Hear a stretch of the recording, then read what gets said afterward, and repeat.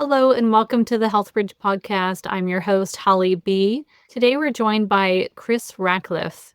He is a trauma healer and anxious attachment style coach, and he's the author of a book called It's Good to See Me Again. Chris blends personal experience with professional insight to guide anxious attachers on their emotional healing journey. With a background in psychology and marketing, he now connects with a vast audience through coaching, through his books, and a thriving TikTok community. Chris brings his wisdom, his compassion, and lots of practical strategies for healing to the conversation that we have today. Although Chris coaches people on anxious attachment styles and how that affects their relationships. And I coach women with autoimmune and lupus that are struggling with their symptoms. There's so much crossover within our coaching programs, both because our clients have a lot of similarities in just personality traits overall, which we talk about in the episode. And also because we both take a very holistic approach and focus on mindset, we focus on nervous system healing. And we talk a lot about the different steps that we both take in working with our clients and helping them grow through some of the things and tendencies and traits that keep them stuck and stagnant and experiencing flares, experiencing relationship issues. A few key points that we touch on in the episode for you to look forward to is we decode what anxious attachment is. We talk about codependency. We talk about nervous system regulation and simple steps that we can do to slowly build trust within our nervous system and create healing within the body. Also talk about getting out of our head. So many in both of our communities are severe overthinkers, myself included. And we talk about how to get out of the head and drop into the body. That is just a small taste for you. There is so much more. So I'm going to zip it now and let you dive right in to this episode with Chris Rackliffe. Chris Rackliffe, welcome to the Health Bridge podcast. I'm excited for our conversation today. I think on face value, it might not seem like it relates to the chronic health space, but I think we're going to find out that there is actually a lot of crossover between certain relationship tendencies that we may have, certain attachment styles that we have, and cross over into chronic health issues and autoimmune issues. So this should be a really interesting conversation. Thank you so much for being here. But thank you so much for having me. Excited to dive in. So you're, do you call yourself a relationship coach? Yes and no. Of course, I'm working with various different kinds of clients that are in different kinds of relationships or not in relationships at all, single, married, been single for a long time, in a relationship. But I don't consider myself technically a relationship coach because the work I do goes a lot deeper to the origins of why someone might be showing up in their relationships the way that they are. That makes a lot of sense. There are so many underlying root causes for why we develop our tendencies. And your specialty is in working with people that have anxious attachment tendencies. Can you tease out what that means? What is an anxious attachment tendency? How does that show up for people? Absolutely. Anxious attachers are folks that tend to experience a deep-seated fear of abandonment, folks that need a lot of reassurance and closeness in their relationships that tend to enmesh with others. There's a good amount of intensity early on. So they tend to latch on pretty quickly due to a fear of abandonment. They've experienced a good amount of trauma through the forms of instability, inconsistency, invalidation, abuse, neglect. you name it. There's a lot of different kind of flavors that create the anxious attachment style, flavors of trauma, if you will, different kinds. And anxious attachers are just by nature very leaned in to their relationships. They're people pleasers, they're peacekeepers. They overmanage their relationships. And this doesn't just have to do with romantic partnerships either, although that is where it tends to be expressed most directly and acutely. That's because that's where we're most vulnerable. We feel most emotionally at risk. But you can also be anxiously attached with a friend, with a parent. That's where it tends to stem from. And colleagues, I mean, you name it. It can manifest in a variety of different aspects of your life, not just romantically. But they're very leaned in. They tend to overmanage. They're codependent. They lose themselves. Those are some of the kind of core qualities or characteristics that you might see in someone who experiences anxious attachment. And so if anxious attachment starts from childhood and situations that we go through, I'm assuming like most other patterns we develop, it starts from ages 0 to 7 when we're very impressionable, typically. So what might that childhood look like where someone ends up with those attachment styles? Well, I can speak from experience. This is why I got into being a coach for people with an anxious attachment style because I struggled with it for many, many years. And then when I discovered that my anxious attachment style had specific origins in the instability in my childhood, it really helped to validate those experiences and was deeply healing in that way. Although, of course, didn't heal me completely. A label doesn't do that. You have to actively work on rewiring your brain and creating new patterns of behavior for yourself. But for me, it looked like my parents divorcing when I was 2 years old, experiencing molestation at the hands of my middle sister when I was 5 years old, my dad getting custody of me and moving us closer to where my mom had relocated and settled down with her second husband, then them moving away after a couple of years of stability, of going back and forth, them sharing custody, spending weekends with my mom, seeing her basically 2 to 3 times a month, two to three times a year. She relocated from Maryland to Florida. So that was very jarring for my 8-year-old brain to comprehend and understand. It didn't make sense to me. Why would she leave? Meanwhile, her second husband got a new job and needed to relocate for his career. And all that said, I came out of the closet as a gay man in 2001 when I was 14 years old. That was difficult and challenging. My mom was an alcoholic. She passed away when I was 18 years old. But between the ages of 8 and 18, there was just this longing that really defines the anxious attachment style, I think, very classically. There was 1,000 miles between us, but I was constantly consumed by thoughts of her, what she was doing. We talked on the phone all the time. This is back when long distance minutes were a thing. My dad would get mad at me for spending hours on the phone with her and racking up large bills.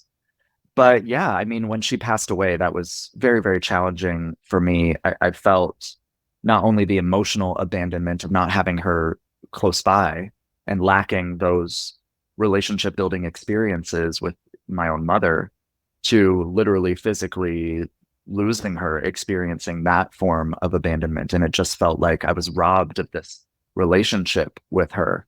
And I think a lot of people listening who might identify as anxious attachers can find a good amount of similarities in the feeling of that, of the longing and the over managing and the trying to bridge the gap and, being the one to kind of overcompensate.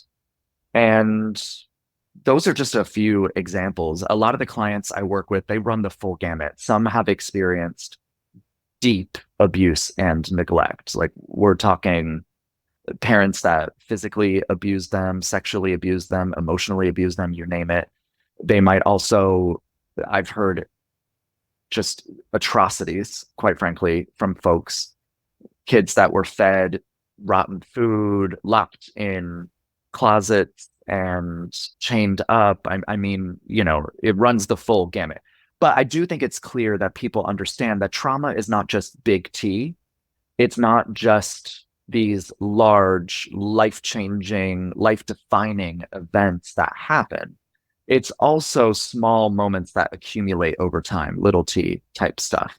It's the small moments of invalidation that you might experience with one or both parents where they might tell you, go to your room until you're done crying, or don't be, why are you so sensitive? They're not attuned to how you feel. That is also abandonment. That is also traumatizing. Trauma is both the presence of things that you never asked for and did not deserve, and also the absence of things that you craved and didn't get. It's the love that's not there and the abuse and neglect that might be present. And that was certainly true of my own childhood as well. My father was my rock. He provided for me significantly financially, kind of roof over your head, food in your mouth, kind of dad, of that generation. And that said, he really didn't know how to handle a young gay boy who had a big heart and a lot of feelings. And so that was also a form of abandonment for me. And I hope that people listening and watching can see a bit of themselves in this and understand that there are specific origins, and going back to them and revisiting them and loving on yourself in the ways that you didn't receive is so deeply healing. And these things are not fixed. It is possible for you to evolve and change and grow more secure. Thank you for that message at the end there, where we can move through these things. We can accept that they happened, and we can learn tools to move through in a healthy way and create new healthy boundaries, new healthy habits for ourselves to be able to recognize when these attachment styles are popping up, and we can recognize what's going on in the moment so that we can manage them more effectively and live a more effective, positive life without feeling like we're handcuffed to these things, these traumas, these past things that have happened in our life. Amen to that. And Yeah. yeah, and I also like that you brought up that it's not just the big T traumas, because I think the little T traumas get swept under the rug really easily, and we don't realize. And I'll say, for myself being an example, I had a great childhood. I had great parents. My parents are still together. There's no one specific thing traumatic, big T, that happened in my childhood that has led me noticeably to any of my current patterns that I've worked on. And yet, we all having trauma is part of the human experience. It's how we are supposed to learn and grow, I think, or at least it's a tool in how we learn and grow. And so being able to recognize that we don't need those big T traumas to still have problems. And it's okay. We can acknowledge that we should have these problems and these patterns, and we shouldn't be, I don't know, I'm going off on a funny tangent here, but I feel like trauma is such a big topic these days that it's important to not, it's still important to acknowledge those small, subtle traumas along the way, and that they can also have the big impacts as well in how we live our lives and experience life. Absolutely. And for those experiences that are missing, that are lacking, that are, the way that I characterize it is subtractive. You have additive trauma and subtractive trauma. Again, additive would be the presence of things that happened that you didn't want to or didn't deserve. And then you have the opposite, which is subtractive. It's what's missing. We often miss what's missing. We don't know what we missed out on until we're loved on in a healthy, secure, stable kind of way. And that can be really hard. And when that's hard, that can be an indication that you've lacked those kinds of experiences. If you're skeptical of it, if you're pessimistic about it, then yeah, that might be an indication that you lacked an environment that was loving and expressive and attuned. That doesn't mean that it wasn't traumatic. It's just a different kind of trauma. Sure, things were stable, things were good, but at the end of the day, that doesn't mean that you did not experience trauma. So very important for people to understand that.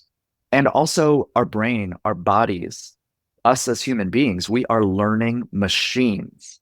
That is what we are designed for, to monitor the environment and take in stimuli and to build models about the world based on that. And regardless of whether it comes from childhood or whether it originates in your teenage years or in your early adulthood and into adulthood, looking back at the events and the relationships and the experiences that impacted you is critical. And that's why one of the very first things I have my clients do is a relationship audit. You look back at the most impactful experiences with folks that you had, because that is a clear indicator of where this stuff might come from for you. And it's different for everyone. Right. I imagine every single person, their own unique experience is going to look like a little bit different than somebody else's. I can relate to that with lupus. Every single lupus patient has a different experience. There's no cut and dry. That's what's so important, I think, too, in working with a coach such as yourself, because you have the experience to help guide that process of exploration and safely guiding to getting to the root causes of things. Can you talk about that experience for people, how that feels to go through that process with you? Of course. A lot of people are focused on symptoms. They focus on the day to day, which is natural. And that's when we live our lives. It's how we live our lives. But at the end of the day, symptom management is not going to affect change in you. And what this typically looks like for the clients that I work with is they try to think their way out of their feelings. They over rationalize. They are overly focused on cognitive techniques. For instance, journaling. Many people stop there. They might go to therapy, talk about stuff, but they're not really changing the relationship that they have with their nervous system and with their body, which is the essential component for this. Again, as learning machines, as creatures that are constantly rewiring ourselves and building models about the world based on our experiences, if you're not focused on physiological, somatic, embodied work, you will not see the progress that you are desiring. There's a saying that healing is about 20% cognitive and about 80% somatic. In other words, it's 20% mind and 80% body. And yet many people learn to dissociate from their body entirely because they didn't grow up in safe environments where they felt like they could express themselves fully, like they could be who they are. And there were people around them that could help them to co-regulate, to be present with them in their feelings and in their experiences. That's also what creates trauma. It's the disconnection of not having someone be there with you through the whole cycle, the whole gamut of human emotions, whether that's good, happy, joyous, grateful, or more challenging, like powerlessness or worry, doubt, fear, anxiety, things that are heavier that feel more challenging to be with. Regardless, if you don't experience that, of course, your body is going to learn it's not safe for me to feel this. And so you check out. Many people do that by going up into the mind and trying to think their way out of their feelings. And yet, as all of us know, anyone listening to this or watching this knows when you are triggered. And for my clients, that's not hearing back from someone via text. It's a lack of emotional availability. It's inconsistency. When you're triggered, you know that it is a visceral experience. It's not something that you can control cognitively or with your mind. Your body does not feel safe. And that's where a lot of our anxiety comes from. That's where we experience it. It's in the body. So you have to revisit the relationship that you have with your body. What that looks like is having a practice where you show up for yourself in the ways that other people have not or did not for you.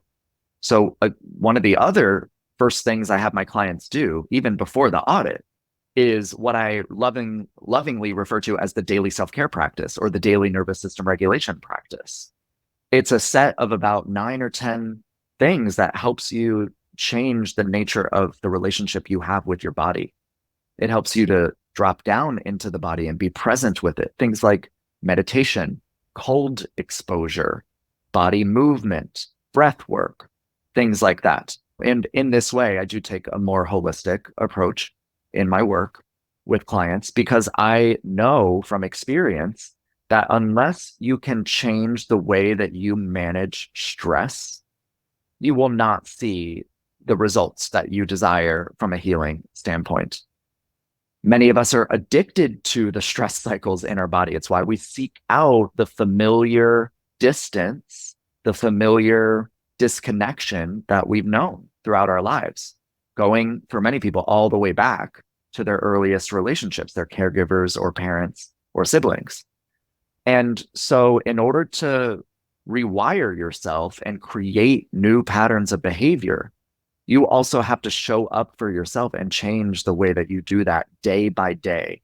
It is so important that people understand aha moments and breakthroughs and groundbreaking experiences from a healing standpoint. They do happen, but the way that they happen is through small incremental adjustments that compound over time.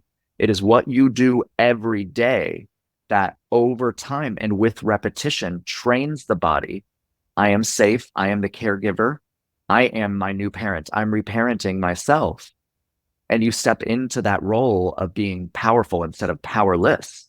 So those are some of the key components for folks. A lot of the work that I have my clients do has to do with the nature of the relationship that they have with themselves. And that's not just thought, it's felt. Chris, you are so speaking my language.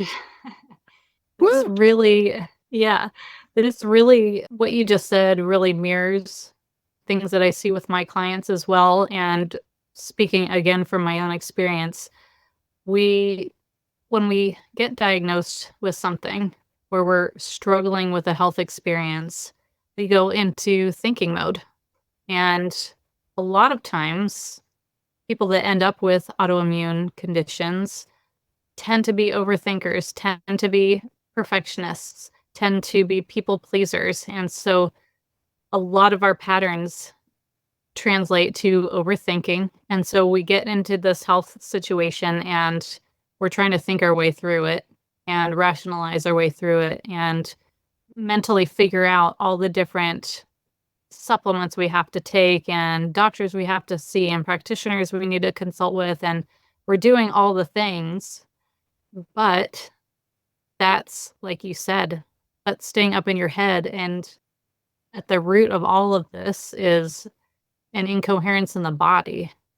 It's a miscommunication within the body, which is in that dysregulated nervous system where we're in fight or flight way too often, and the nervous system can't relax enough to allow the body to heal and repair.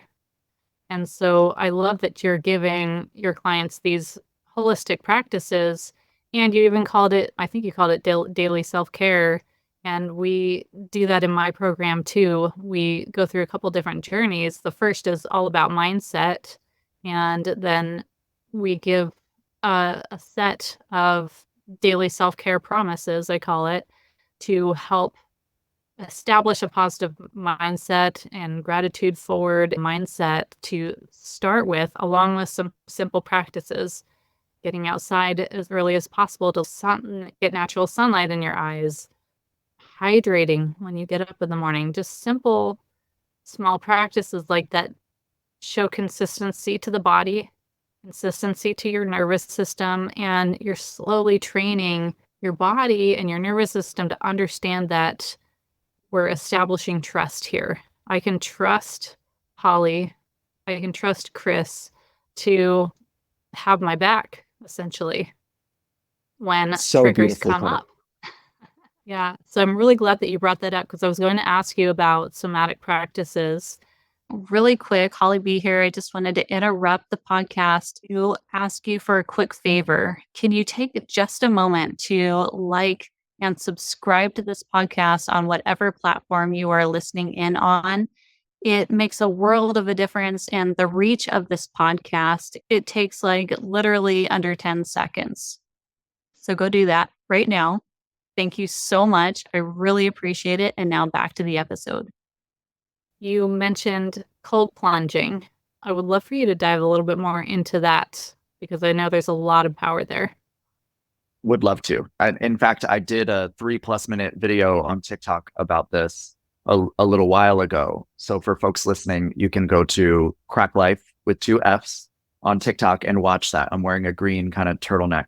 So cold exposure is a really powerful way to change the nature of the relationship that you have with your body. First of all, cold is incredibly shocking to the body, and it brings you back into your container, into your vessel. So there's an element of presence that is possible when we're doing that. It's really hard to overthink when you put the body into survival mode intentionally. That's what you're doing. You're practicing the stress response that the body has. It will naturally go into that on its own. Your body knows how to intuitively survive. That's one of the key goals of the body and of the nervous system. So what happens is your breathing is going to start getting shallow. You're going to start hyperventilating. What you're doing and what you should do when you practice cold exposure, whether that's in the shower, like let's say 15 to 30 seconds to start, you don't have to go fully cold if you can't tolerate that. Listen to your body, work your way up to it. The two variables you're looking at are temperature and time there. So maybe you start off not at the lowest temperature and you see how long you can go, and then you drop the temperature. Or maybe you do go all the way down to the lowest temperature that you can tolerate or that your shower can provide to you. And then you see how long you can go. Totally up to you. There's no right or wrong approach. Play with the variables, but don't bite off too much too soon. It's important that you start small and work your way up. You want it to be sustainable. You don't want to shock the body too much to the point where it's so unpleasant you're not going to do it. And yet the unpleasantness is a part of what we're practicing. It's stress we're talking about here. So at the end of the day, breathing your way intentionally through that. So instead of you're retraining the way that your body responds. And what's so powerful about this is you have complete control over these experiments, if you will, that you're doing. The more consistently you practice this, the more that you train your body that it is safe to complete the stress response. And this is really powerful because, again, for folks who have experienced trauma, and what does trauma do except cause a stress or survival response? Causes disconnection with the self. Many of us embody that or personalize that from experiences that we have with others. So practicing this can be really, really powerful. And it helps you to build a window of tolerance for yourself so that in the future, when you are triggered, when you're put into a stressful situation, like for instance, when you don't hear back from someone all day long and you're starting to ruminate, like, what are they doing? Do they not care about me anymore? Am I safe here?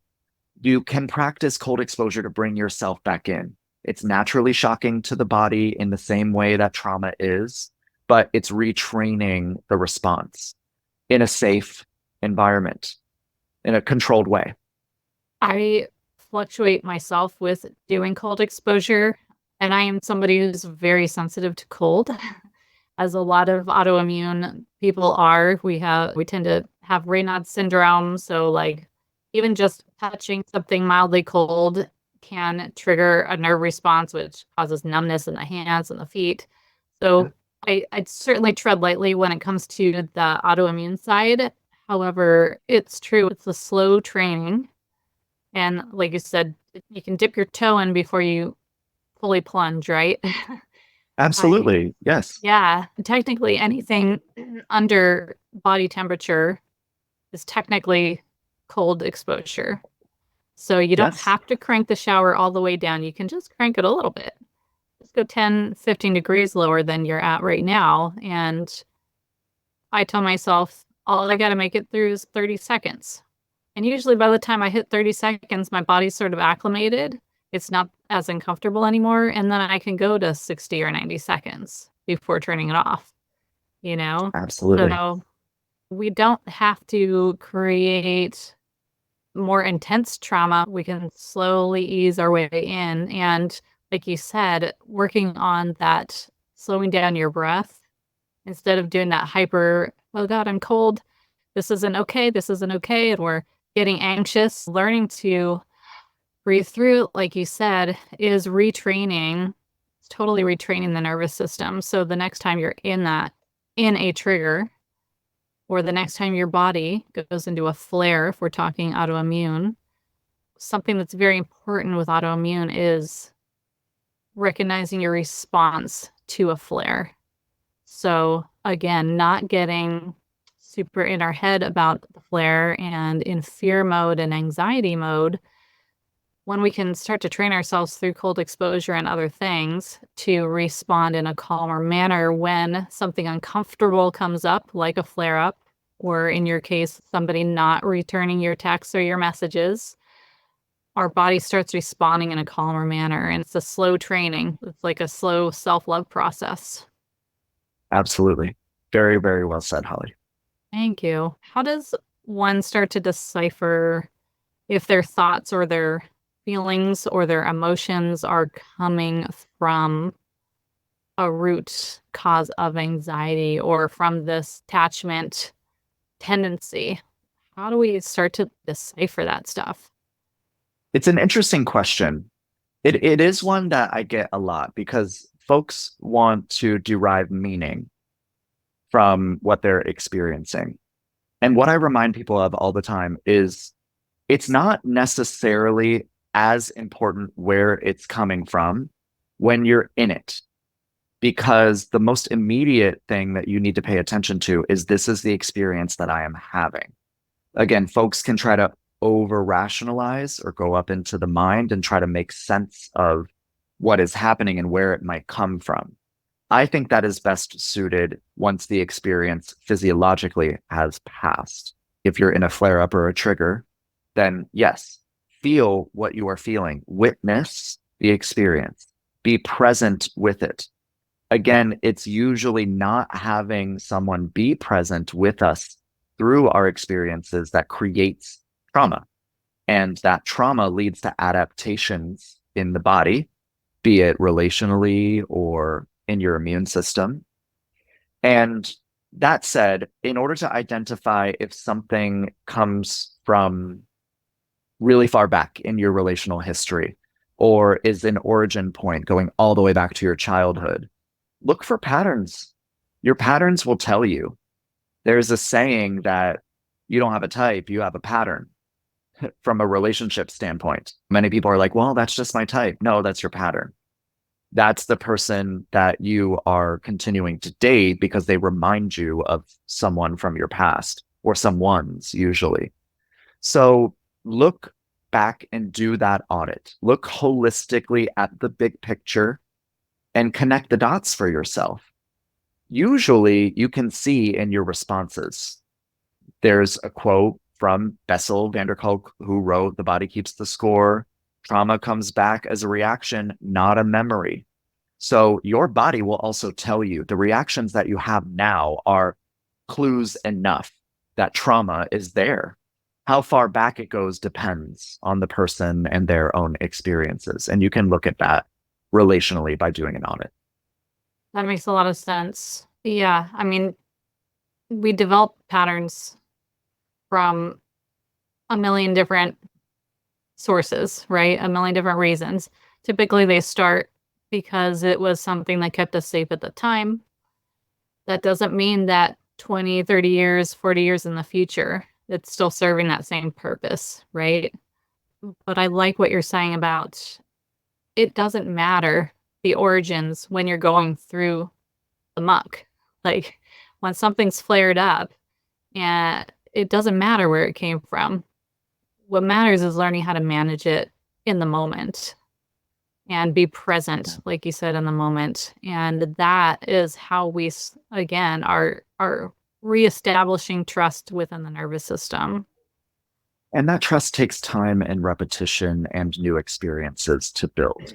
It does not happen overnight. It usually doesn't happen within the container offered by a coach, not completely. It is the journey of a lifetime.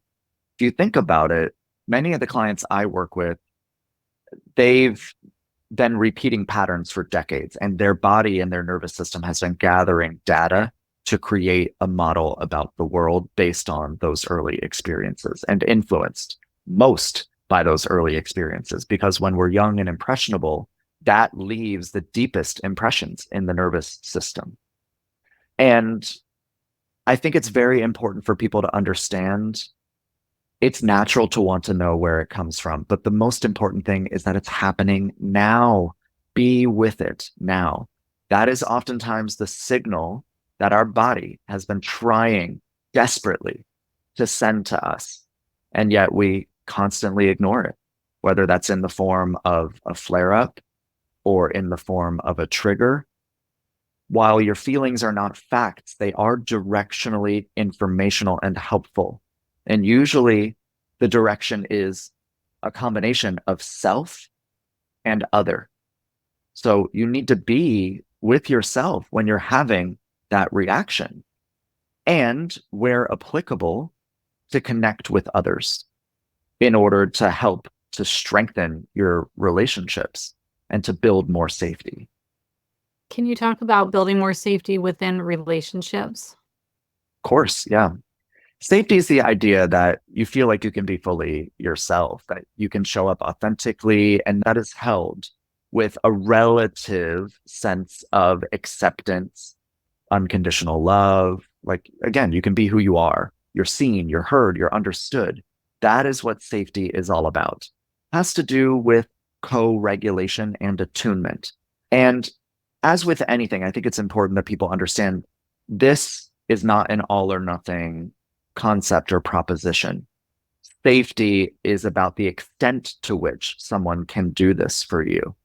And it's also important to remember that whether or not someone is capable of or willing to do that is a reflection of where they are at and the work that they may or may not have done to resolve their own issues and traumas. At the end of the day, building safety is something that is co-created. And this is one of the benefits of working with a coach as well, as opposed to, say, a therapist who might be a blank slate, because coaching is a co-created relationship. It's one where your coach is going to be sharing their own experiences with themselves and also with other clients.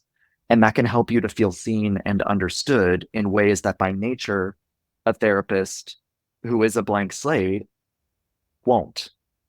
It's not to knock therapy, it's just a different approach. So keep in mind that healing is also safety dependent, not time dependent.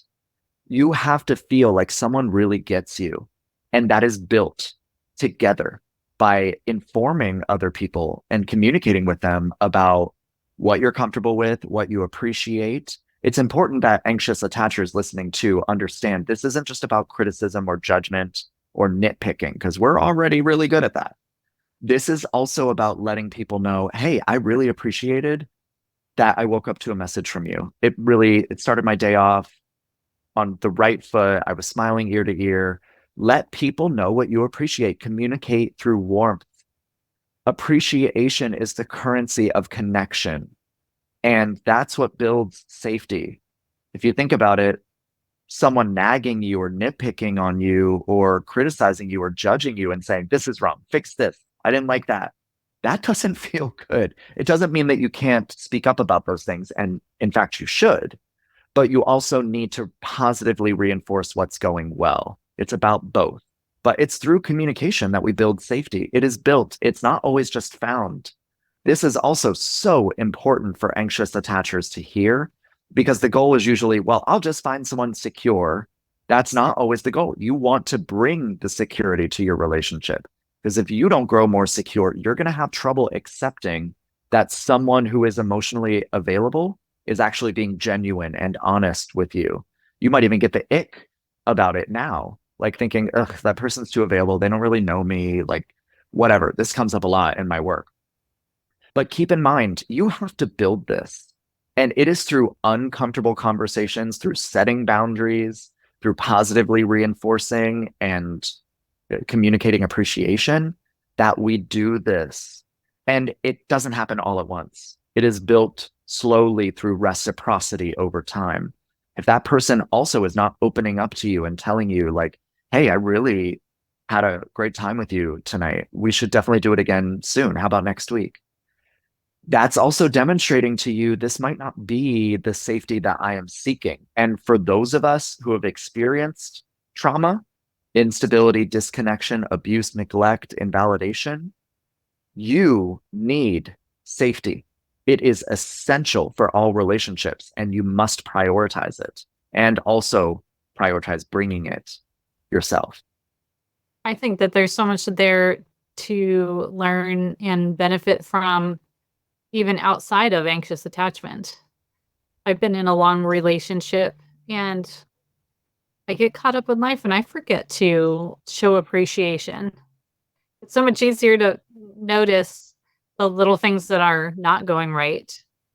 And why is it so much harder to remember to say thank you or I appreciate you or that really helped my morning go smoothly when you cooked breakfast for me? So I think even just in a healthy relationship, it's important to have those reminders. Yes, Um, positively reinforce what you want more of. That's what right. you would want in return, not just the, hey, I didn't like when you said that. I didn't feel comfortable with that, or that doesn't work for me. You start to repeat that tape over and over, and you can see why someone might keep you at arm's length. We don't like to be criticized or judged like that. You start to think, well, why is this person with me if they don't appreciate or demonstrate appreciation for what I'm already doing? Where does codependency factor in to this conversation? Codependency is the loss of self in order to build or maintain relationships with others. And it is a core component of the experience of anxious attachment. They go hand in hand. Now, with codependency, obviously you need another participant. It's codependency. The other person is complicit in allowing this experience to occur, usually because they're benefiting from your self abandonment, right? You're over managing the relationship as anxious attachers or codependents do. You're all in. Many codependents will feel like they have placed their romantic partner on a pedestal. That pedestal is built by your self abandonment. It only exists because you're not prioritizing taking care of yourself. One of the very first signs of codependency is clearing your schedule or canceling existing plans in order to make room for someone that you just met or barely know.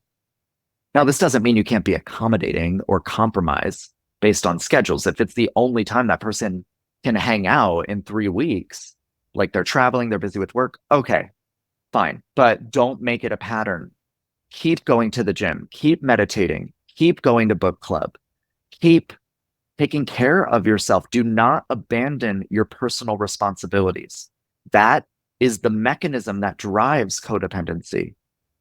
Also, a big factor in codependency is enmeshment. Enmeshment is the seeking of intensity with another so that you don't lose them, so that you don't get abandoned. And enmeshment drives codependency. They go hand in hand. You can't have one without the other. Obviously, when so much of your energy is outwardly or externally focused, there is a void internally. What happens, though, there's always an equal and opposite effect. This is a law of our universe that we live in. It does not just apply to large bodies in the sky. It also applies to you. If you are so externally focused that you're over managing someone or you're overly available for them, you will grow resentful. You will nitpick. You'll project the guilt that you are experiencing for not taking care of yourself onto somebody else. And this is one of the ways that a fear of abandonment, which drives codependent and enmeshment in a whole cycle and is rooted in trauma, can become a self-fulfilling prophecy. Many people don't realize this. You start showing up enough times like this, projecting guilt, acting out in protest behavior, then experiencing the real guilt of, oh my goodness, I was not myself in that moment. Yeah, you'll push the other person away. You'll self-sabotage in this way. It gives you a false sense of control, but not a good one, not a real one. Right. Right. Yeah, we're trying to trick the nervous system our nervous system into being in control of the situation when in fact we're just taking control away and taking it away. You're not focusing on the things that you can control, which is how you spend your time and your energy. You're just allowing it to leave. You're exporting it to be reciprocated over time and built over time, not all at once through this enmeshment in the beginning, not through intensity, all at once. So how do you walk somebody into the process of creating healthy boundaries? Because it sounds like boundaries are something that an anxious attachment style doesn't come to easily. Boundaries are based in values. So a good amount of the work that I do with clients about halfway through my coaching program is about better understanding and honoring themselves. So needs, values, love languages, strengths, weaknesses, opportunities. These are all things that I have them look at. There's quizzes, rankings, things that they do to better understand themselves. And as anxious attachers, we're very self-aware. We are. It's just that we don't honor the awareness that we have of ourselves. We abandon in order to keep someone and to grasp onto them. So a good amount of boundary work is just about honoring the fact that you want what you want and you desire what you desire. The more that you revisit early experiences and reparent yourself and go back to the origins, the more you see that those experiences created the needs that you have now. They're an overcompensation for that. So do you need text from someone all day? No, you value communication. That can look a number of different ways. However, communication is fundamental to building a relationship. So you do need to talk about expectations around it sooner rather than later, especially as an anxious attacher, because you're going to fall for someone more quickly than most. So saving that conversation is not going to do anybody any good. You need to talk about it actually sooner than most people would, so that you can speak freely, so that you're not holding back. So from the very earliest stages of talking to someone, talk about the stuff that matters most to you, that you value. A lot of the stuff that comes up is centered around connection for anxious attachers. And it's because we've experienced so much disconnection or trauma. And what that looks like, it might be you desire vulnerability, honesty, openness, intimacy, respect, consistency. These are a lot of the things I hear my clients say, and also, quite frankly, I felt in my own life. And in order to set boundaries, you have to realize that boundaries are showing someone where the door is. You're welcoming them in. You're not keeping them out. It is a way to build connection. It's a way to demonstrate to someone, hey, I care enough about this connection that I want you to understand what helps me to feel most connected, most appreciated, most understood. You also need to set boundaries with yourself. So how you take care of yourself every day, making sure that you're not, for instance, doing what a lot of my clients do before reaching out to me, which is stalking exes on Instagram or looking at social media all the time. Your information diet has a lot to do with your self boundaries. It's what you're consuming. It's what you're presenting to your brain. It's repeated stimuli that you're training your brain to expect. So at the end of the day, it's both self and other, has to do with values, and it's rooted, obviously, in connection and communication. Practicing boundary setting is something I do with clients in the coaching container. This looks different from person to person, but I've literally had clients send me voice notes of them looking in the mirror and talking to someone to set a boundary, practicing it, and getting that message distilled down to its core, because so many anxious attachers are people pleasers and over-explain. So get to the core of it. Don't over-explain. I need you to do this because blah, blah, blah, blah. No. This is what helps me to feel connected. I'd appreciate if you could blank. Is that something that you feel like you can do moving forward for me? Also, boundaries can sound like, no, that doesn't work for me. I can't do that. I'm not available on that day, but I can do Tuesday. It doesn't have to be a big conversation either. You can train other people through short interactions. I'm so glad that you're empowering people to have these vulnerable conversations with potential relationship within relationship, because I think in today's quick culture, social media culture, Cancel swipe culture. left or right, cancel culture, it's really scary to be vulnerable, just period. And to talk about these types of conversations, these are my values, these are my morals, this is what I'm looking for in a relationship, especially when you're younger, maybe not quite as much when you get to 30s or beyond, but that's hard to do because we're so used to saying so many examples on TV and the movies and the magazines. It's like you meet somebody, you're sleeping with them within a date or two, and like, when are we supposed to have this important conversation about what I value in life? Rather than later. You know, it's important for people to understand if you're dating, like if you're actively single right now and looking for a romantic partnership, it's refreshing to be yourself and to be honest. So many people are presenting a version of themselves in order to be liked, and yet being liked is not the goal of a relationship. Peacekeeping is not the goal of a partnership. It's growth. Yes. Yeah. It's we don't want the social media version of relationships in actual life. We want real relationships. Yes, Holly. Yes, go off. Absolutely. One last thing that I wanted to dive in with you on is I'm just curious, within your client base, do you see correlations tied in with this anxious attachment style and autoimmune conditions or chronic health issues, things that have been built up in the body through all of these patterns? Do you find that with your clients? There is definitely overlap. And a lot of that is because the same traumas create these adaptations, these different adaptations for us, whether it's the body adapting on its own or maladapting, in other words, or us being maladaptive in our relationships, meaning self-sabotaging in all the ways that I described just a bit ago, expecting abandonment. And so showing up as this fearful person who's afraid of being left. These are adaptations, meaning they are learned.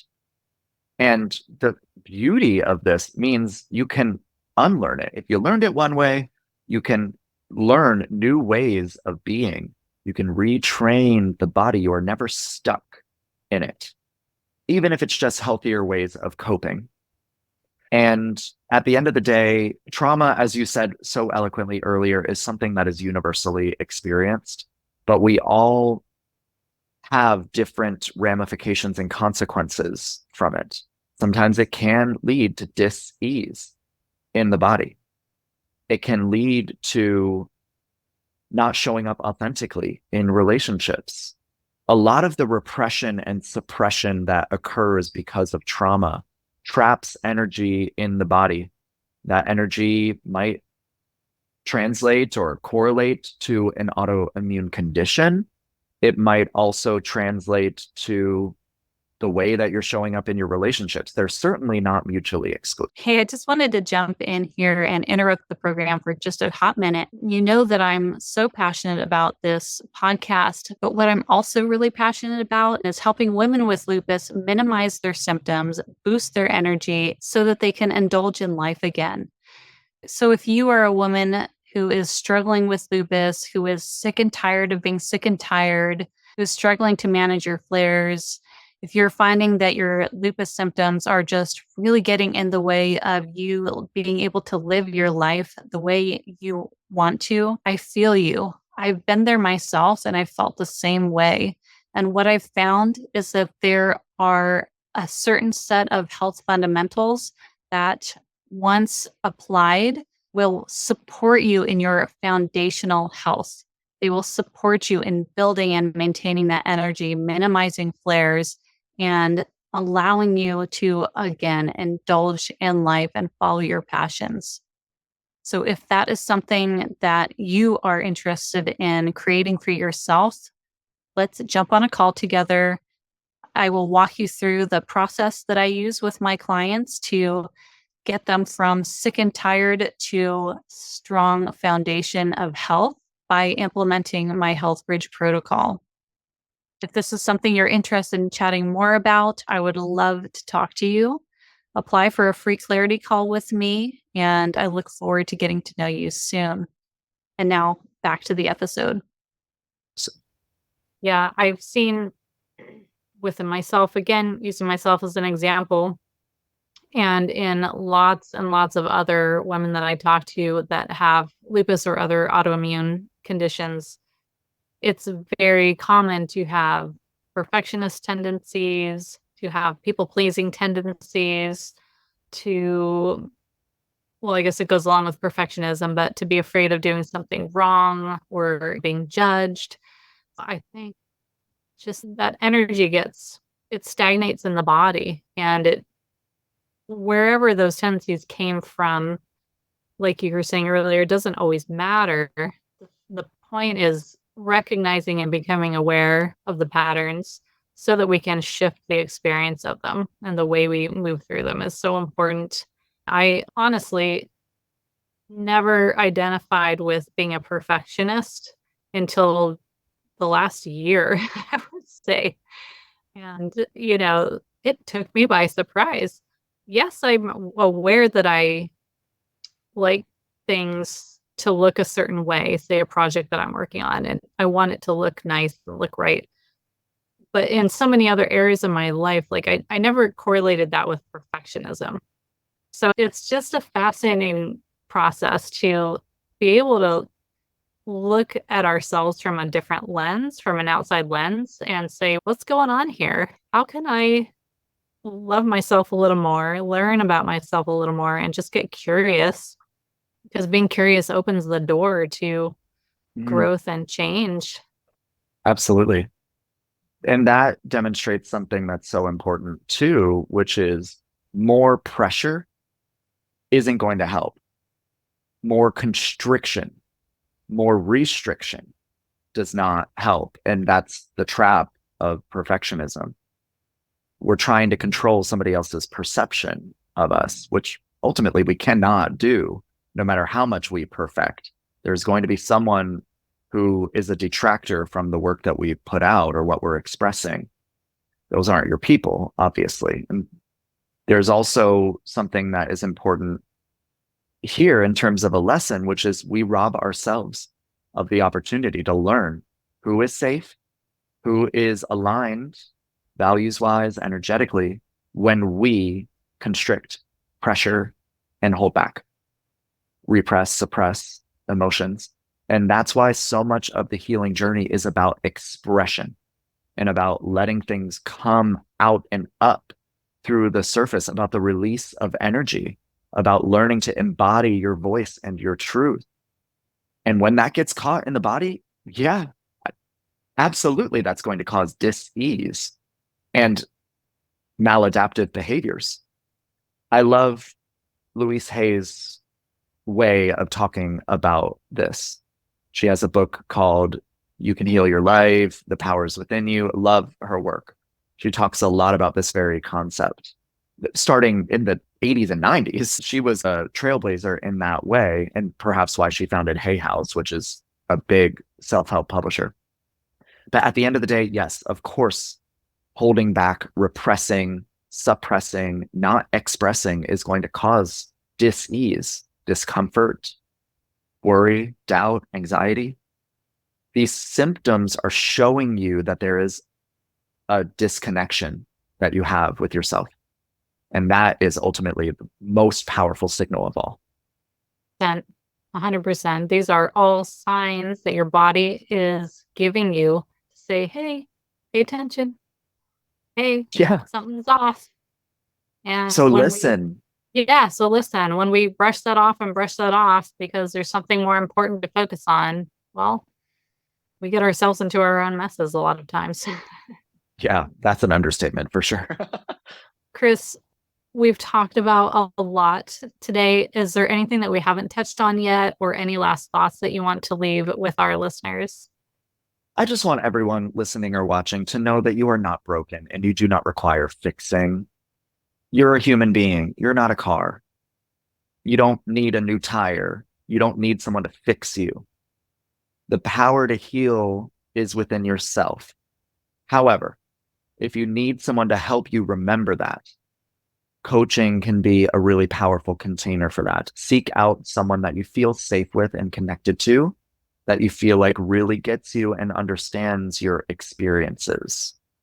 That will take you really far in honestly not a lot of time. You can make a lot of progress in a short period of time. And remember, these aren't absolute propositions. You can make a good amount of incremental progress that's going to change the way that you feel on a day-to-day basis enough to where, yeah, you're going to start glowing. People are going to start to notice your energy is going to shift. And that's the greatest compliment of all. When someone notices that and says, "Hey, you seem different in a good way. You're glowing. Your energy is lighter. What have you been doing?" And that's oftentimes what my clients hear in about week 3 or 4 of my program. I run a 12-week coaching container. So please, you're not broken. Stop saying that about yourself. You cannot shame yourself into growth. You have to love yourself into evolution. Please. So much of that has been lacking for us, for folks that have experienced trauma. Be soft with yourself, be gentler with yourself, give yourself grace.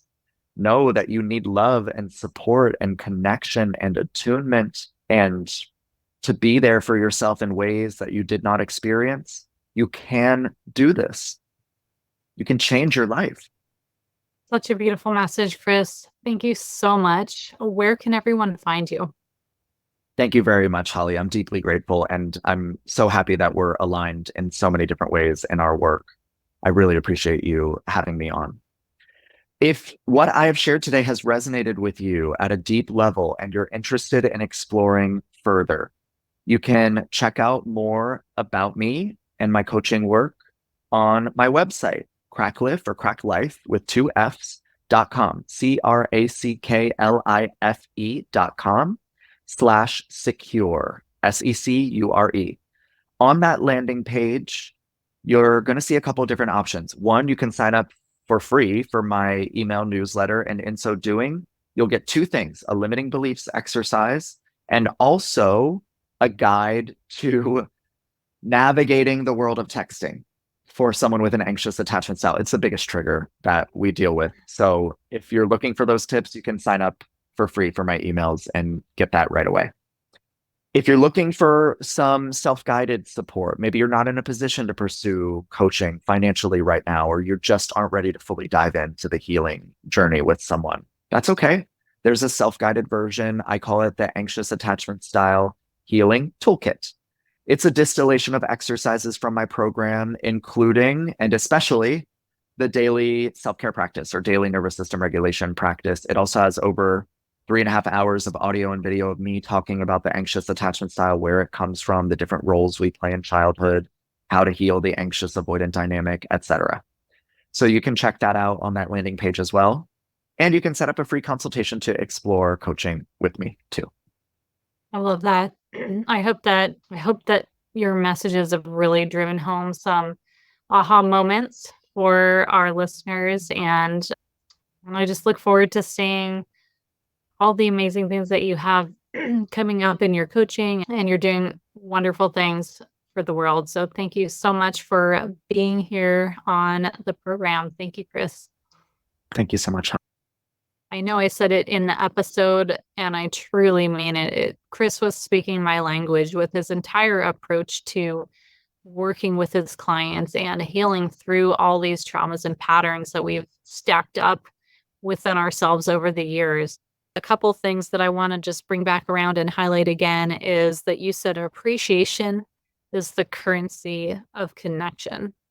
And so that not only applies to relationship with another, it also applies to yourself.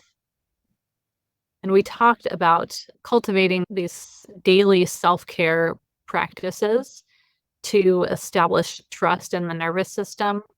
Well, showing appreciation for yourself in taking those steps forward. And every time you do something to show yourself some love and some self-care, appreciate that about yourself. So I just really wanted to drive home the importance of appreciation, again, not only with others in relationship, but also in the relationship that you have with yourself and how you move through daily life, the choices that you make to protect your boundaries and protect your health, your mental health, your physical health. Also, just to reiterate that boundaries are based in values. I never heard it said like that before, but that makes so much sense. So maybe take some time after you wrap up this episode to really think about, if you haven't already, what are my personal values? What do I value in my health? What do I value in my mental health, physical health, relationship health? What do I value in lifestyle? And then take a look at those, and are they really in line with the way you have been living your day-to-day life? If yes, then fantastic. You're doing better than most. If not, maybe it's time to really take a look and strategize and say, where do I need to put a few boundaries in place to really live my values, to really honor what I hold to be important in my life. And in doing so, you are creating safety for your nervous system, starting a healing process for yourself in so many different facets of your life. If what Chris and I talked about today really struck a nerve with you, really gave you that feeling in your heart or in your solar plexus that this is something I need to start paying attention to, I need to start unraveling these patterns that have settled into my system and are creating dis-ease for me, are creating dysfunctional relationships for me, and you are ready to take the next step, please reach out to Chris. Please reach out to myself. I would love to connect with you on a free call where we can strategize, see where you're at with your health journey, where you're at with your life journey, and see what next best steps might be the most game-changing for you. And let's start this process. There's no reason to wait. Let's do this. And Chris and I are here to be a solid supporter of you in that process. Thank you so much for listening in today, and we will see you on the next episode of the Health Bridge podcast.